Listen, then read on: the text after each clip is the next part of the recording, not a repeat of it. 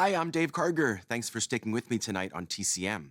In 1928, MGM's supervising art director Cedric Gibbons took Hollywood by storm with his designs for the Joan Crawford film Our Dancing Daughters. With that production, Gibbons introduced a style he'd recently discovered in Paris that later came to be called Art Deco. His sleek, modern, and glamorous Art Deco sets became the gold standard for Hollywood films in the 1930s, including the movie that you're about to see.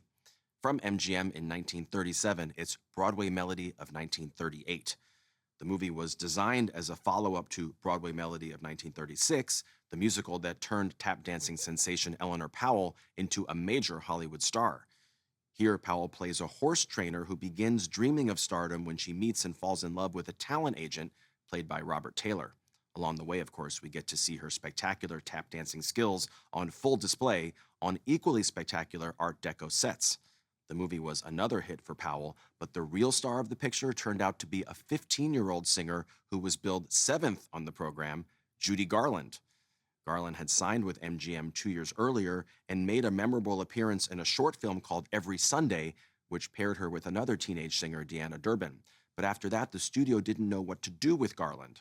She was loaned out to Fox for a small role in the 1936 musical Pigskin Parade. Then in 1937, MGM threw a birthday party for Clark Gable, and Judy Garland was asked to perform a song. With the help of her mentor, composer Roger Edens, she sang You Made Me Love You with a special Dear Mr. Gable introduction tacked on. The song was a huge hit, and it was added into Broadway Melody of 1938 so that the public could hear Garland perform it as well. After this, Judy Garland's career took off. From 1937, directed by Roy Del Ruth, also with George Murphy, Buddy Ebsen, and Sophie Tucker, Broadway Melody of 1938.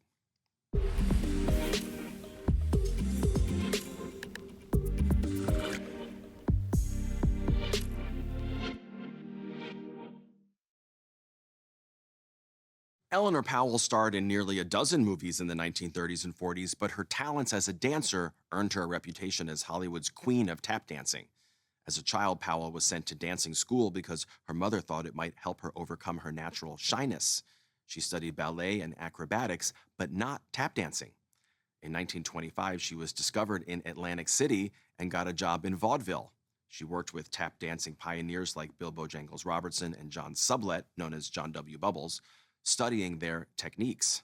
But without any formal tap training of her own, she found it hard to get a job on Broadway. So she enrolled in tap classes where her teacher taught her how to control her body and focus on moving only her feet by hanging sandbags on a belt that she wore around her waist. The strategy was unorthodox, but it worked, and in 1929, Powell became a star on Broadway. 6 years later, she was a star in Hollywood, too, beginning with her performance in Broadway Melody of 1936. Up next, Powell stars in another musical with Jimmy Stewart as her leading man.